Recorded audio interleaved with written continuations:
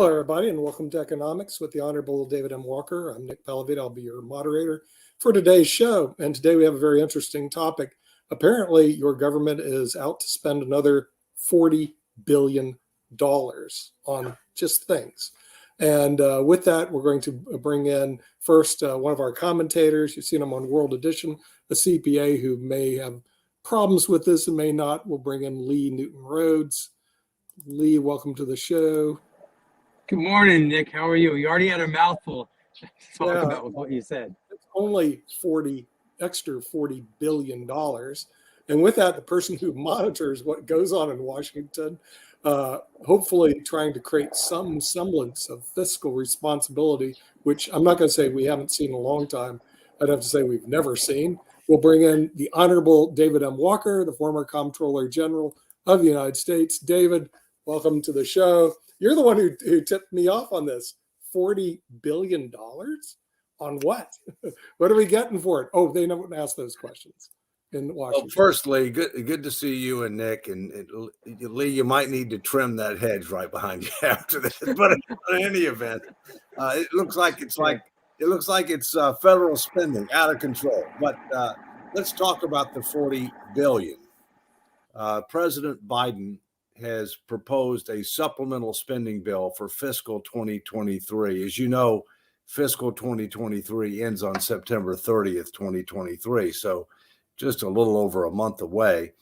And he wants to spend another $40 billion on three things. Number one, disaster aid. I'll come back to that. Number two, border security. And number three, Ukraine. So let's take them one at a time. On disaster recovery aid, that's legitimate. That's needed. We've had a number of significant disasters within the last couple of months, the biggest one arguably being Maui, the terrible fires in Maui. We also had a lot of flooding in California and that region of the country as well. And so as long as that is properly handled, then I think it's justified, and I think Congress will end up acting on it. It doesn't help when you have FEMA officials staying in 4- and 5-star hotels in Maui, presumably to try to be able to help people who are homeless.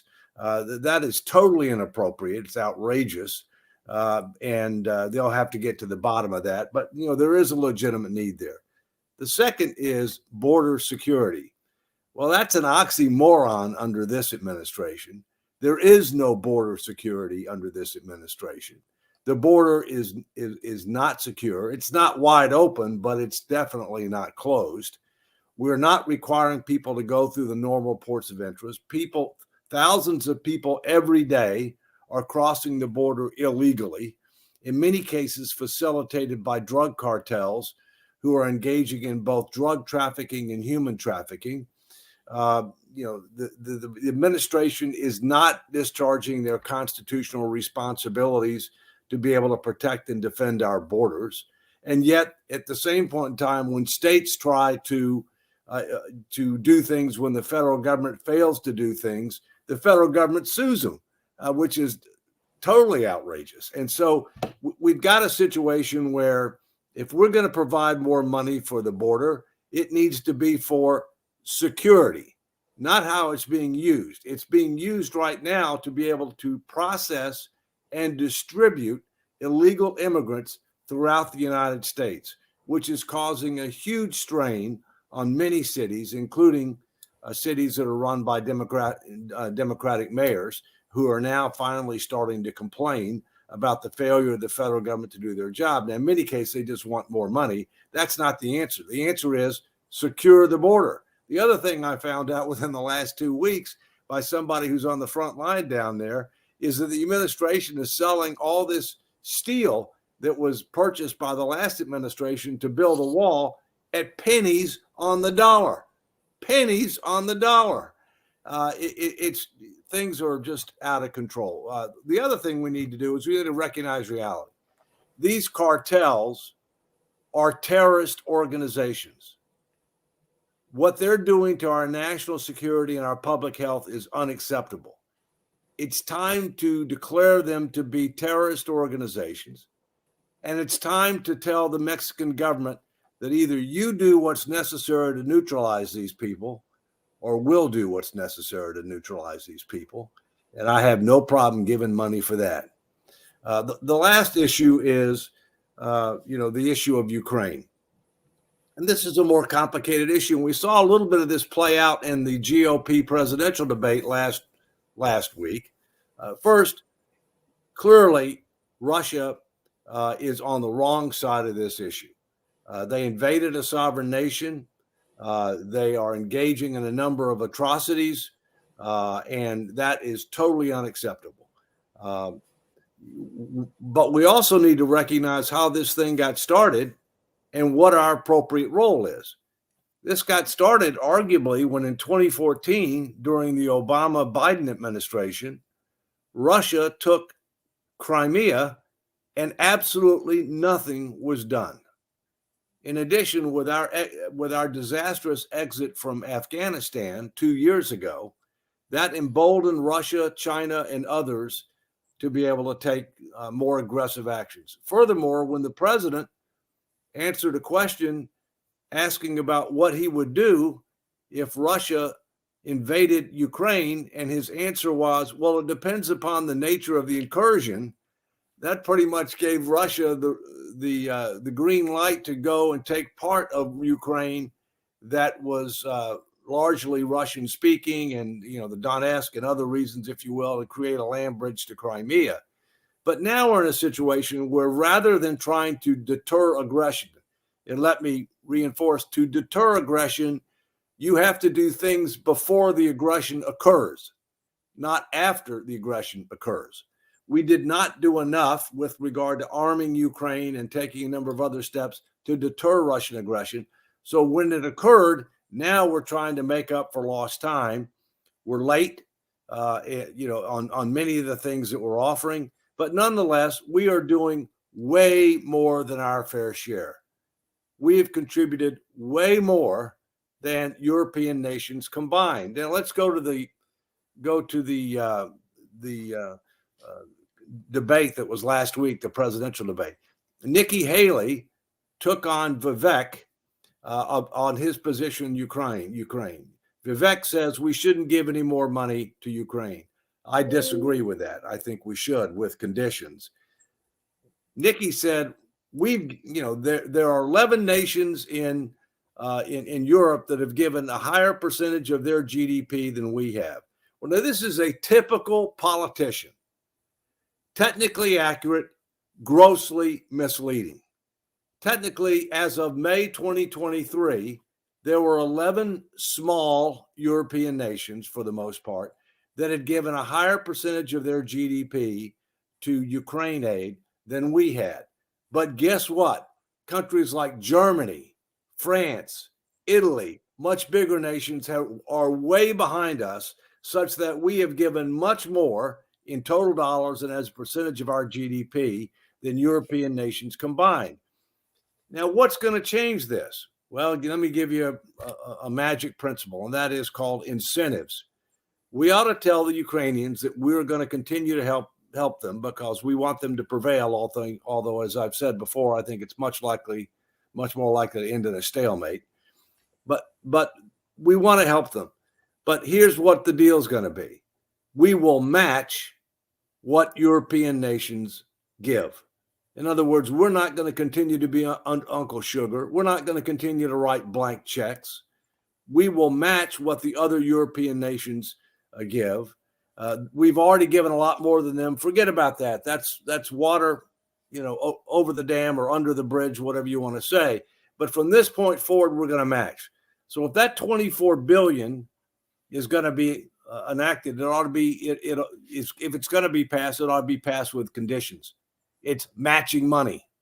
We're not giving this unrestricted. It's matching money. So those are just a few thoughts. Happy to get into those or anything else you want to get into, Nick. And thanks for giving me a chance to kind of set the table. Hey, Yeah, well, David, just really quickly.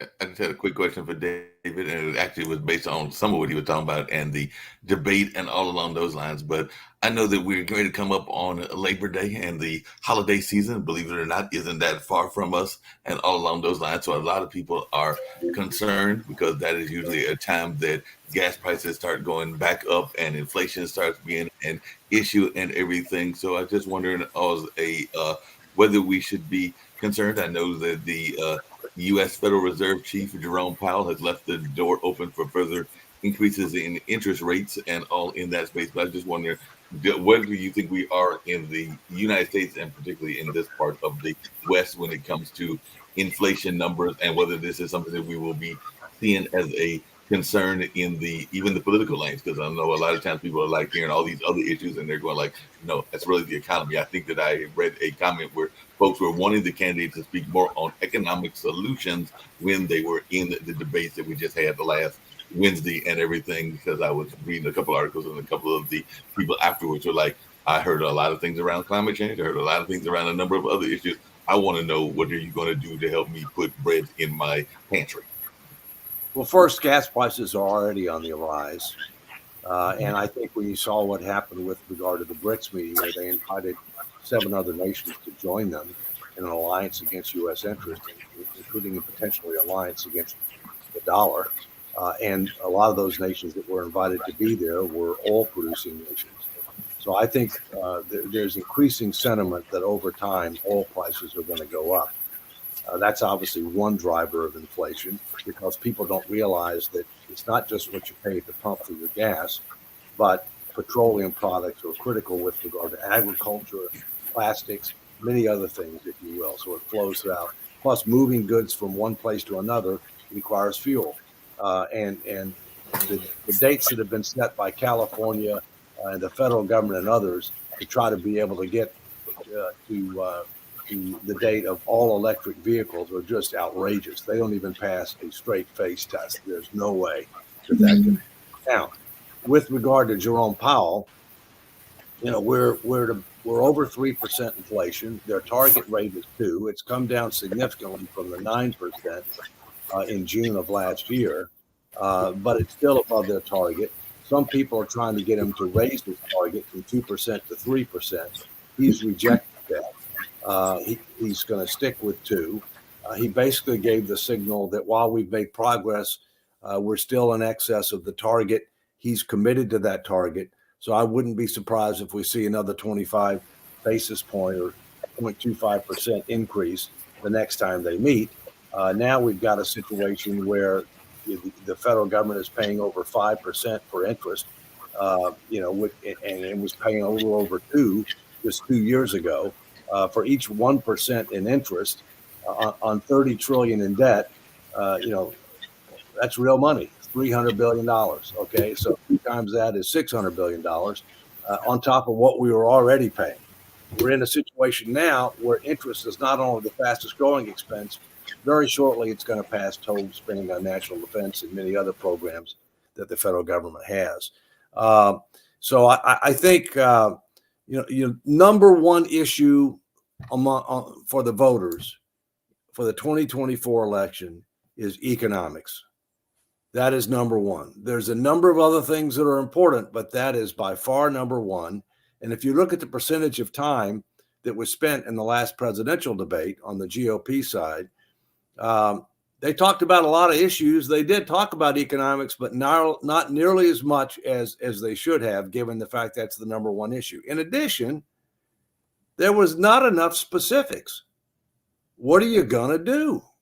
And I wrote an op-ed that got published in the Washington Times on Friday of this past week that not only talked about this new $40 billion proposal, but also talked about what do we have to do to deal with the disease.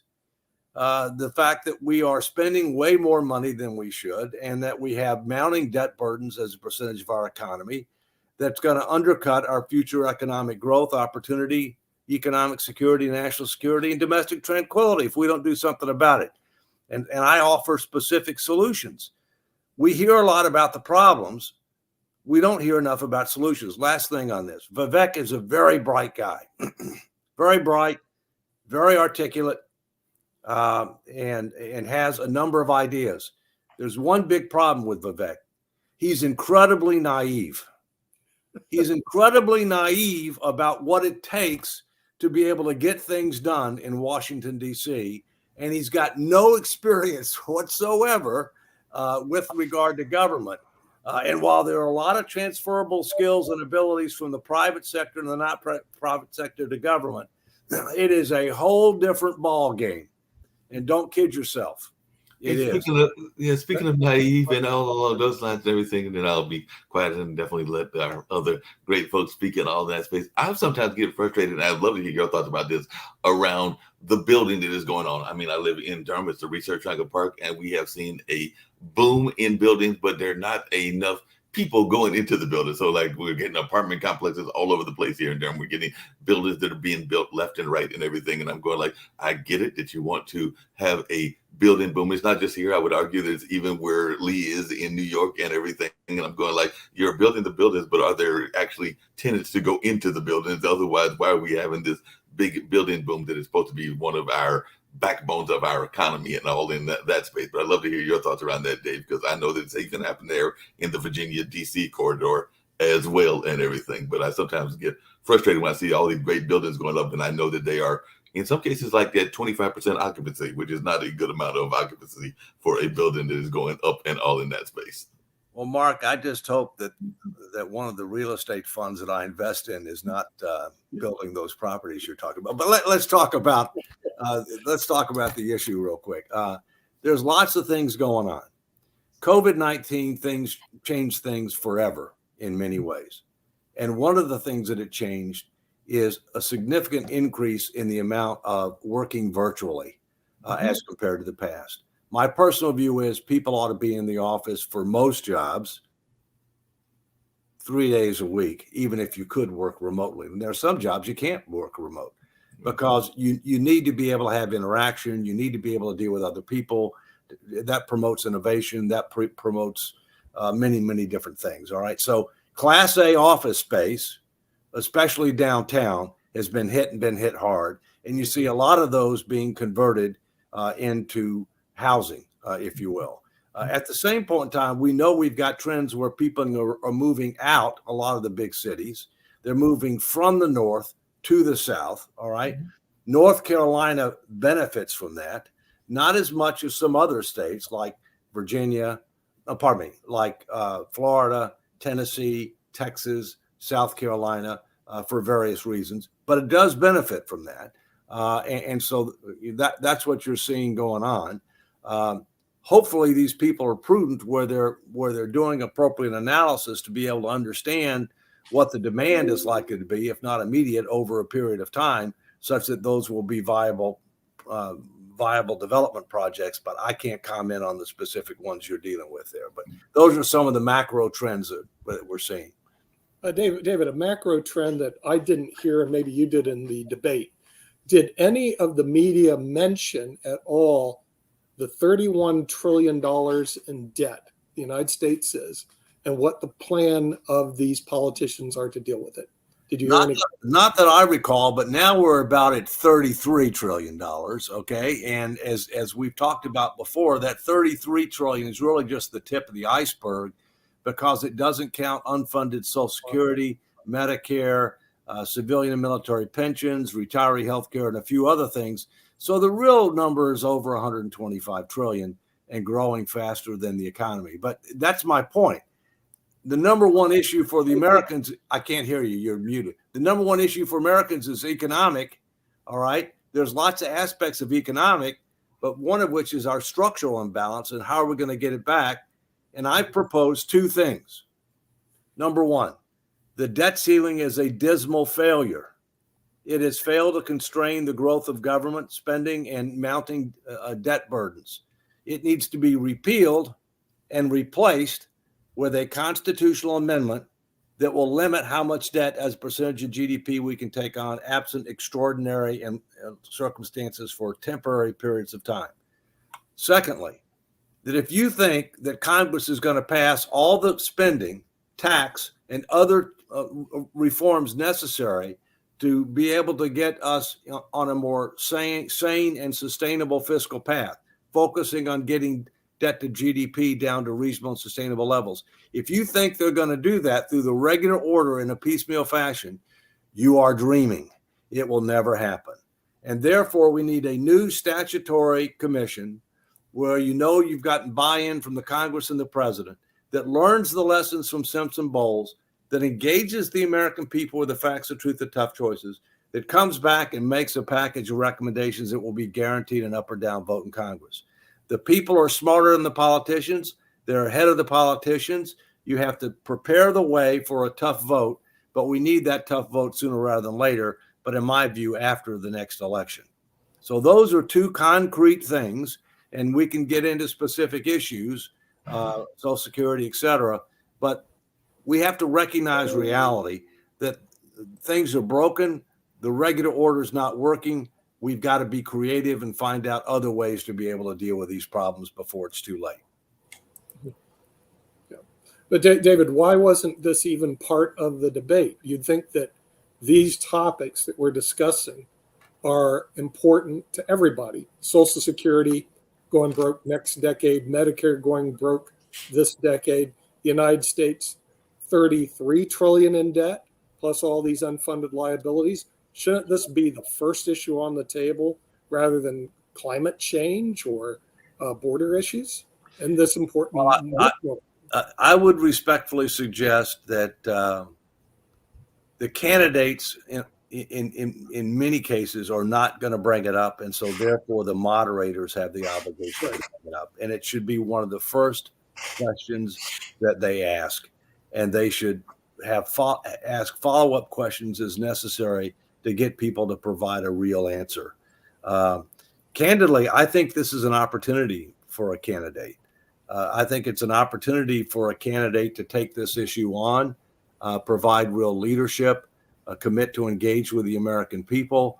Social Security in particular, the two leading candidates for president, Biden on the Democratic side and Trump on the Republican side, have both said that they're not going to touch Social Security, which means that they support a 20% plus benefit cut in 10 years. That's what it means. And we need to hoist them by their petards for that, because that is laggardship, not leadership. It is totally unacceptable. It is one of the reasons that we are where we are. Too many laggards, not enough leaders. Yeah.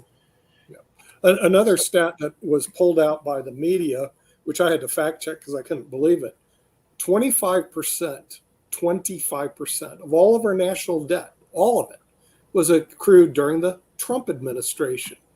Would that be somebody who would be fiscally responsible when he has a history of not being fiscally responsible with his companies? Not that I want to bring up anybody. I think the answer to that is no. Okay. But I think the facts speak loudly. But let's also note that Biden's not fiscally responsible. Let's also note that the last two presidents that were fiscally responsible were Bill Clinton and George Herbert Walker Bush. Those were the last two presidents that were fiscally responsible. Nobody since then has been. Right. Another thing is that when countries' GDP debt exceed the GDP, they end up running into some very serious problems. And I'm talking Japan, Greece, Spain. When does this whole problem of the debt massively exceeding the GDP create that economic bind that happened to Japan, the collapse in Greece, and the collapse in Spain? Well, we already have debt to GDP over 100%. And if you count the debt held by the trust funds, which is guaranteed by the full faith and credit of the United States government and by the 14th Amendment to the Constitution, it's well over 120% of GDP and growing much faster than the economy. Well, one of the consequences of that is you get a lot slower economic growth, which is what we're getting. We're getting a lot slower economic growth. With less economic growth, you have less opportunity. We get a lot higher interest expense, okay, because and as a result, we're now seeing our fastest growing expenses for something we get nothing for, which is interest. It constrains our ability to make needed investments.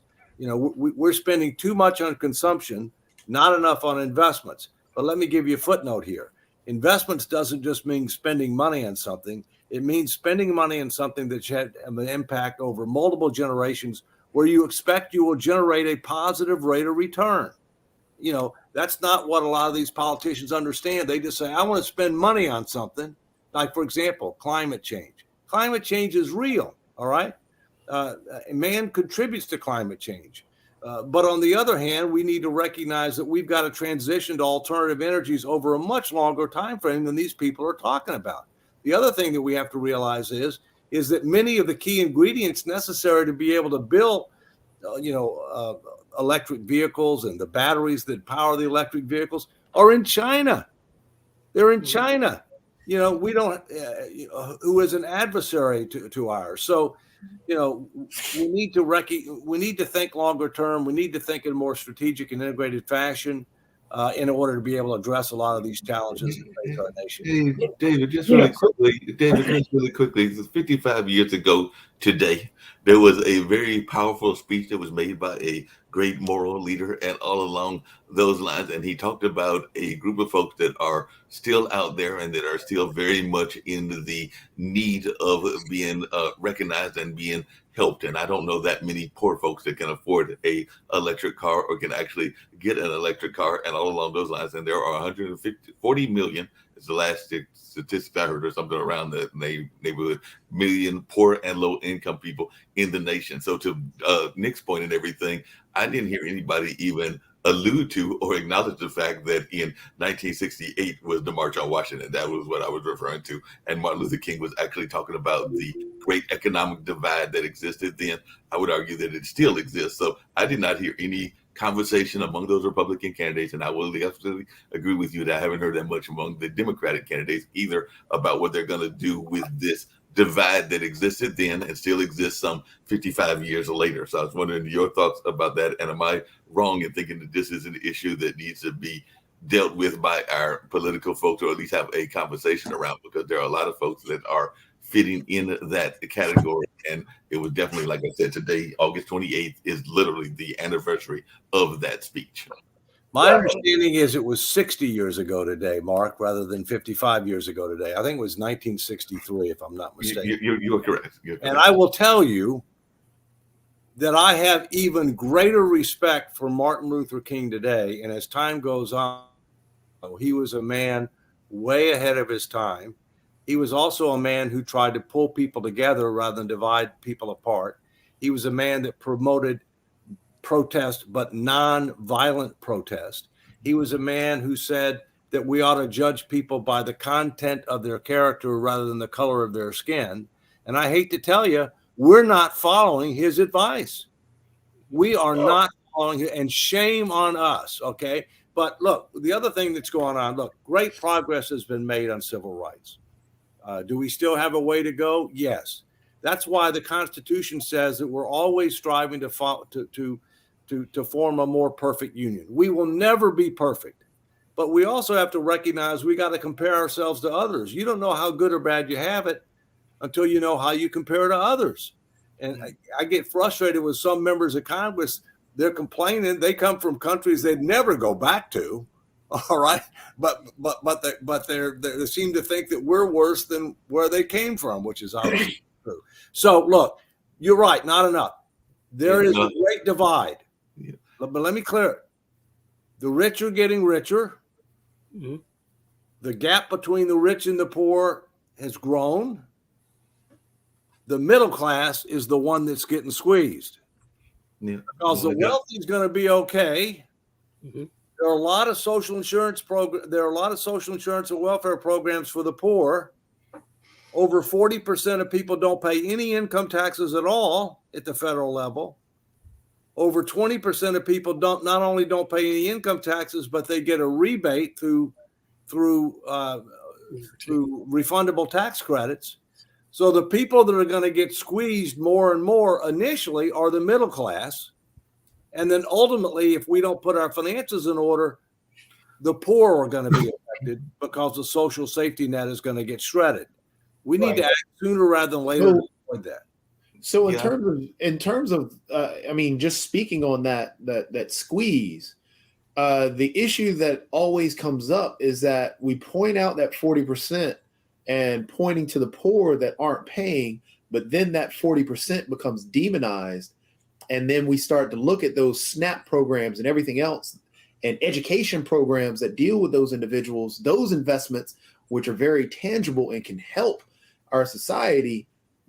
But we never really point out that 40% that gets that money or that needs that money in those SNAP programs is a very small cry from the corporations who get not only the subsidies but the same kickbacks. One company gets the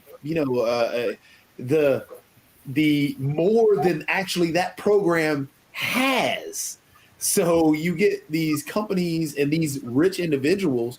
So how do we shift the mindset that, okay, well, we're going to work for the middle class, but we've got to understand that we've got that burden that's really, here that we never complain about, but we always complain about this 40%. So how do we shift the mindset of the country to stop attacking the poor and really not really even attack the rich, but get people to understand that putting in their fair share helps out? All right, well, let's clarify certain things. Over 40% of individuals who file federal tax returns pay zero income tax. They pay payroll taxes for Social Security and Medicare, but they get something for that. All right? Their social insurance program. About 20% of the people who file federal income tax returns individually get a rebate. So not only do they not pay taxes, they get money back. All right? The poverty rate in the United States is nowhere close to 40%. It's not even 20%. All right? So the bottom line is that I have no problem whatsoever for people who are at or below, or maybe even somewhat near the poverty rate, not having to pay, much in income tax. I have no problem with that. Okay, that's not where we're at. We're way beyond that. The second thing is that you point out properly is we have two kinds of spending. We have direct spending, which is money going out, right? And we have backdoor spending. Backdoor spending is where the federal government gives a tax preference, gives a deduction, gives an exemption, gives a credit, gives an exclusion. We have over 1.5, I think it's 1.5 to 1.7 trillion in tax preferences, both on the individual side and the corporate side. That's spending. That needs to be much more visible, both in the financial statements as well as part of the annual budget process. Those need to be reformed. They need to be dramatically reduced, much more targeted, as one way to try to restore fiscal sanity, as a way to make the tax code a lot simpler, to make it fair, and to reduce the pressure to have to increase tax rates for everybody. So, yeah, you make a good point, and I've been talking about that for a lot of years. So, real quickly, it's a pleasure to be here today. Wearing my NC State sweatshirt because my son started NC State. Good luck, Steve. Yeah, innovative university. But real quickly, my only 2 points I would make today is that to sum up everything David Walker said about innovation, the debt, and then also tying in Dr. King's message is, to me, a game-changing moment in my life was seeing India become the fourth nation to land a spacecraft on the moon and the first on the lunar pole. And I want to remind everyone listening to this program that when my late father-in-law saw Neil Armstrong walk on the moon, that actually inspired him and many Indians to come to the United States because they wanted to live in a nation that could execute the vision of an assassinated President John F. Kennedy, who challenged our nation. Why do we go to the moon? Not because it is easy, but because it is hard. And I think it's really interesting now to watch a nation where every day we're talking about Donald Trump's indictments. We've divided this nation, polarized on both extremes of the party. We're spending way too much money. We're not looking, and even the Chandrayaan mission to the moon was done very frugally compared to, it still cost probably about $1 billion, but a lot less expensive than what other nations spend for space travel. So I think this is a real eye-opener for the United States of America. And I now believe more than ever, I disagree with Shaquille Latimer. I think Narendra Modi and India is primed to be the next number one economy in the world. I think the Prime Minister of India knows it. I think he's working hard to get to it. And John Chambers, who quite frankly, if Chambers says it, usually it's true. I mean, this is a guy that survived 8 downturns. And I just spoke to John a few days ago, and he's still, through text we spoke, he's still adamant that India gets it right. But I think it's something for all of us to look at. Why are we not thinking big in America anymore? Right?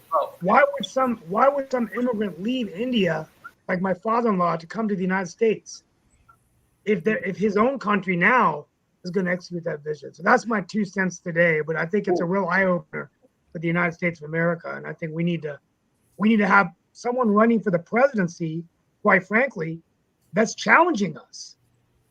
Yeah. That's pushing us to think big, and I don't see it right now. Steve, I take a look at the CEOs for the top 10 companies in America. You will see a disproportionate number of Indian Americans as CEOs, and India is an up and coming country. Absolutely, there's no question about that. They're also a key country to keep your eye on, because historically they've had pretty close relations to Russia, not with China. You know, they've had border battles before, if you will. But I think India is one of the key countries, up and coming countries, and it's one that we need to have closer relations with, than we do today, in my view. And yeah, I mean, Vivek is of Indian heritage. Okay, I've got a lot of friends of Indian heritage, including you. Okay, and there's a lot of value there. My only point is, there's 2 things you have to do. You have to talk about what do we need to do, but you also have to recognize how you're going to get it done. Because if you don't address both of those things, it's pie in the sky. Rick, I agree with Steve that the U.S. has 4% of the world's population. We have always succeeded by recruiting the best and the brightest of the other 96% of the world. And, if India becomes India has 4 times our population, China 4 times our if they become places where you can do entrepreneurial stuff and live large the way you used to do it in the US, then yeah, people are going to stay there. They're going to get educated here, go back. And if what you see in other countries are stories about, like the guy with the swastikas on his AR-15 who went and shot up a bunch of black people, that, if the U.S. is full of what looks like danger and nonsense, then yeah, we're going to lose that world talent. Right after World War II, the U.S. had 90% of the world's manufacturing capacity because Europe was in ruins. And 50% of global GDP. I just want to say that the big thing that Steve, you touched on about India, which, I believe they'll be that next big up and coming, is because they are becoming that number 1 tech hub, and technology is where the future is.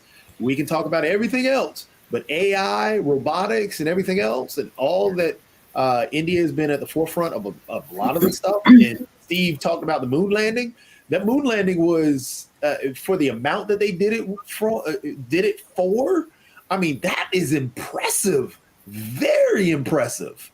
So yeah, I completely what Steve was talking about. Look what I got in the mail, guys. Look what I got in the mail yesterday with a note from Joe Biden. That wasn't signed by the president, but it's just my dad. And by the way, I'm a moderate Democrat, but my dad's a Republican. Apparently, my mother told me, I texted this to my father, and it made him come out. He doesn't want to have dinner with me. Hey, Steve, just on a micro level, just on a micro level, not a macro level. It was really good this past weekend, as many of y'all know. In addition to being part of the leadership team here on Pod TV, I am also a proud employee of the Heritage Center, and we have a youth camp that it runs year round. And I can tell you that this last week there were several kids that were learning how to fly drone planes, because the first 2 weeks of the camp were around STEAM and STEM. So they were actually learning how to maneuver those drones. And the week before, they were learning robotics and all in that space. So that was just good to see in that kind of line. And by the way, apparently he came to, and I know not everybody here is a big fan of him and all along those lines, but I do know that Josh Stein spoke at the kind of King celebration at the one of our major churches here in Durham, and apparently got some good support from that event that he was at and all along those lines. So he was definitely reaching out to the African American community by going to one of the larger churches here in Durham. And like I said, I've talked to a couple of friends that went, and they said that he did a very good job in that space. And then I'll just mention this really quickly because the speech that I was actually referring to wasn't so much the March on Washington, but in '68, which was the one 55 years ago, is something that Lee sometimes talks about, because apparently Dr. Martin Luther King and many others called for a revolution of values in America at that particular time. And that's when the Poor People's Campaign was actually launched. And I know there's a new Poor People's Campaign that Reverend Barber is part of, but I'm talking about the initial one was in that '68 time frame. So I don't know if Lee's got any thoughts about a revolution of values being needed in 2023. 100%. Lacking sorely in America today. Go Yeah. on, Dave. Let me remind you that over 2/3 of Americans do not want Donald Trump or Joe Biden to run for president in 2024. That's right. And the fact is that we need more options for very different reasons. The American people don't want either one of them. And I think if the parties don't start recognizing that reality, they will get a third option because the people deserve a third option. Let me just mention, one of the challenges we have today is that this country has strayed from the principles and values under which it was founded and that made us great. And we're not perfect, and we never will be. We need to continue to strive for a more perfect union. But we were founded on such principles as limited but effective government, individual liberty and opportunity, personal responsibility and accountability, rule of law and equal justice under the law, fiscal responsibility and intergenerational equity, and stewardship. We're failing on all of those. So we need to get back to what make this country great. And we need to not just focus on today, but also what do we need to do to create a better tomorrow. And we need to, among other things, dramatically reform our immigration laws, dramatically reform them. Yes, we need talent for certain types of jobs that are seasonal that Americans don't want to do, but we need more of the best and brightest. And we need to be able to make sure that our immigration policies are focused disproportionately on enabling us to be able to continue to draw the best and brightest, because that's at risk right now. In terms of that, just two quick things. We did talk a lot glowingly about Vivek Ramaswamy a couple of times, but he's a horrible person. Horrible person. We're on the anniversary of the march that Mark talked about, and just yesterday he was in an interview talking about how he doesn't believe racism is real. So, and there's just a whole bunch of bad stuff behind him. While he can speak glowingly, he also caters to the crowd and has some bad stuff. But on the touch thing, because I completely agree with Dave about the reforming the immigration law, but I think that's only piece. We also need people. We need to somehow get more people in Nick's profession into the actual immigration law, so we can lessen that line, because we can reform the line and reform the laws, but we'll still have that line without having judges, lawyers, and other individuals to take care of those individuals that are trying to come through or trying to go through that pathway to citizenry.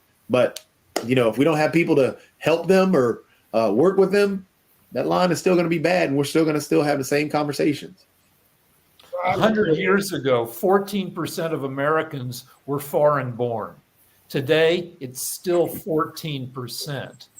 We're not being overwhelmed. The parties, they love fighting over immigration and not solving immigration. Thank you. Yeah, but the problem is there's a difference between legal and illegal immigration. Sure. And But we, when we've we are got not, negative, we are we not, have we are negative. not, pardon me, we are not recognizing that right now. Okay, I but think we we have are. negative without Brick and immigration. mortar, I've been there. We have negative population growth. Oh, America, I understand all of that. I understand.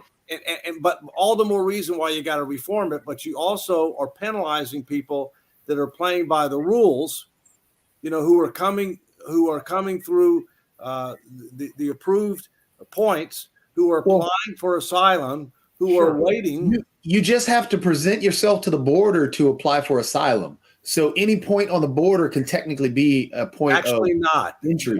You're supposed to go through an approved border entry point. That's actually not. Of course. You by definition, you have violated the law if you don't come across on an official border crossing point.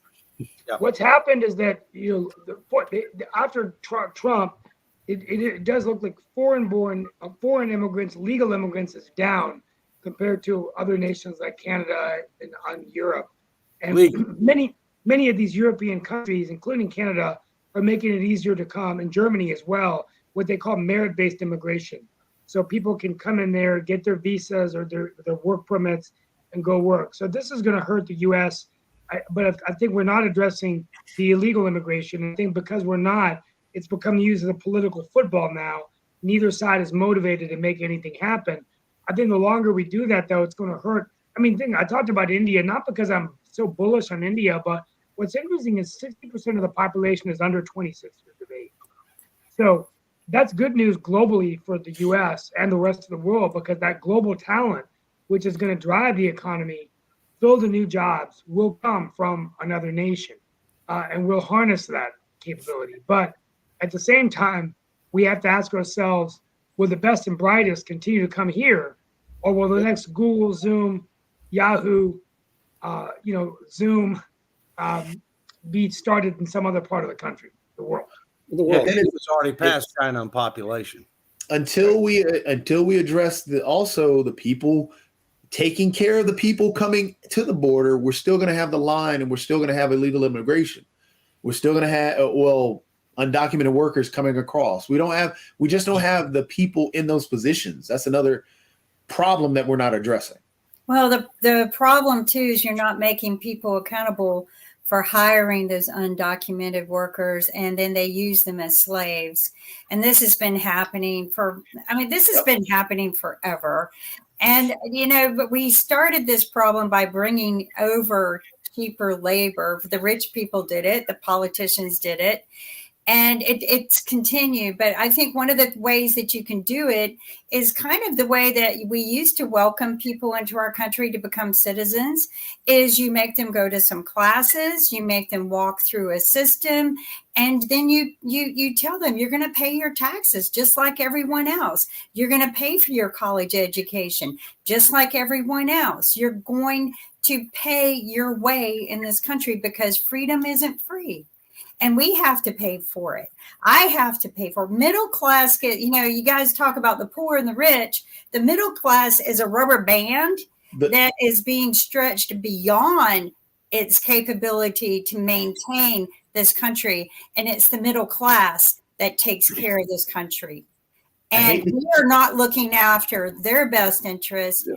And one of the biggest problems I'm having right now is why the interest rates are growing middle class and hurting the back of the middle class and hurting the students who have paid their way through school and cannot no longer afford the student debts that are piling up on their backs right now. So this is we're not focused on the problems like Steve said, because we're so easily turned. And I think even Rick said this, we're so easily turned to all the angst and attitude and hate and trials and everything. We're not focused on the real problems.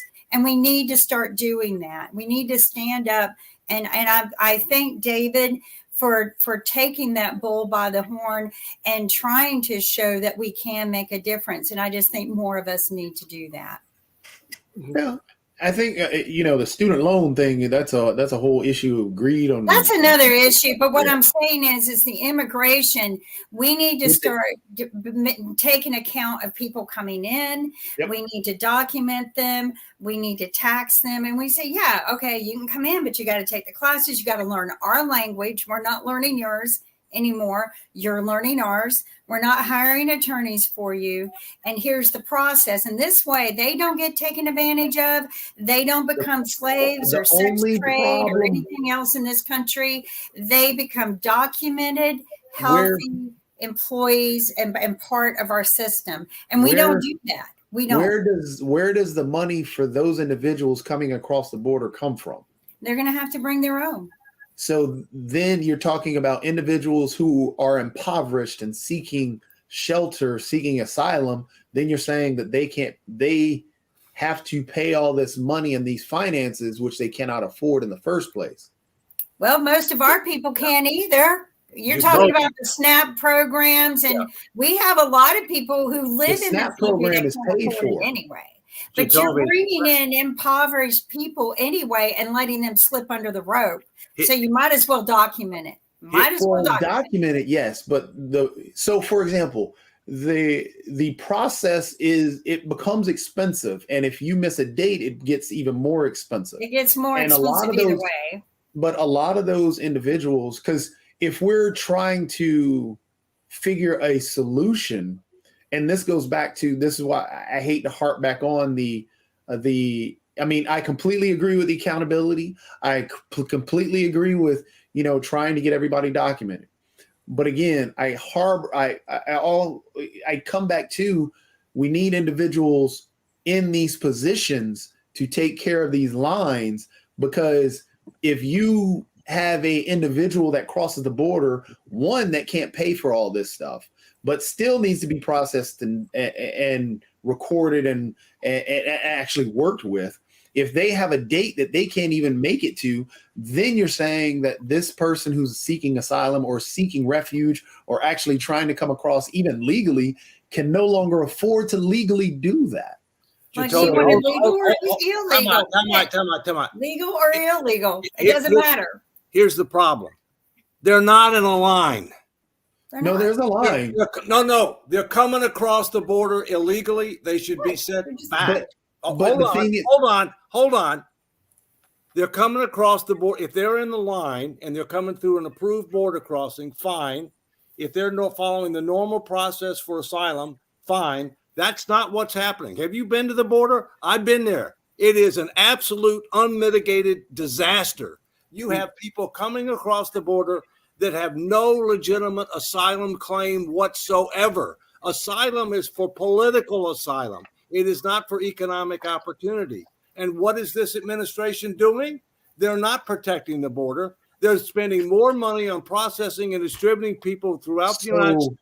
They're giving them a date to come for a court case 7 to 10 years out. You think they're going to show up? Why? But David, you're making my point. You're making my point exactly. If they're crossing the border like bears cross the street, they don't know any better. They don't know any better. So they're just looking for a home, just like the bears and the deer in my backyard. The deer don't know the border. Don't forget the antelope. But Dave, I think you're making my point for me. You're saying that they're. I want to close on this point. Oh, I was just going to make it real quick.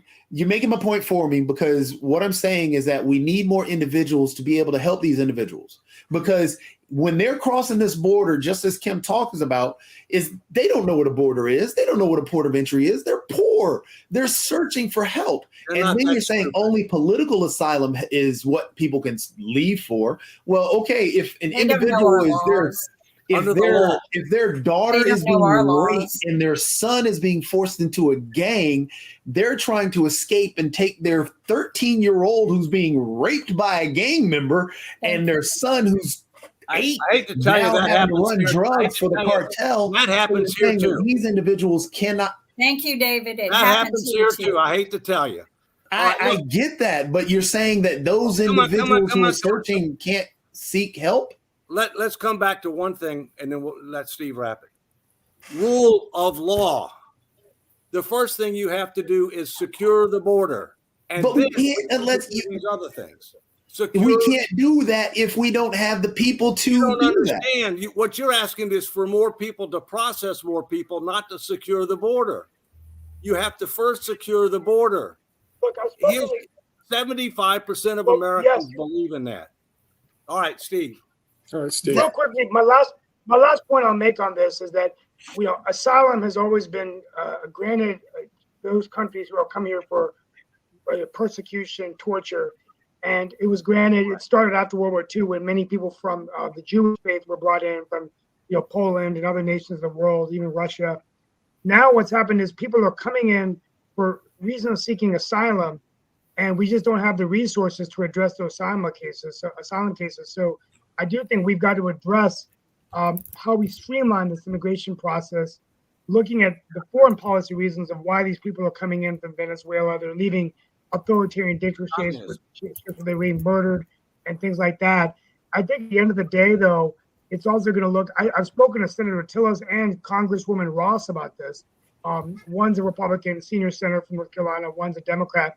And both of them have said that even using sophisticated drone technology can actually track where people are coming in through the border illegally, particularly the drug cartels, which are bringing in some of these things. It's not all over. So I think there are innovative. I don't think it's building a wall that the Mexicans are going to pay for. We knew that wasn't going to happen, but there has to be something done. And the fact of the matter is no presidential administration in the last 12 years has addressed this issue, whether it's going back to Obama, going down to George Bush, going now to Trump and even Biden. Trump did try it, but it's not working. And of course, Vice President Harris, who's got the lowest approval ratings of any vice president, was given this task order. And God, it sounds like she might become the president if Biden is reelected. There's a rumor floating out there that they're going to invoke the 25th, and she's going to be a president for 2 years, striking a deal that she's not going to run again.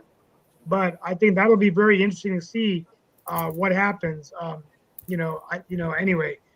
But that's my final take of the day. This is a significant issue, and it's going to require people from both parties coming along and providing a solution.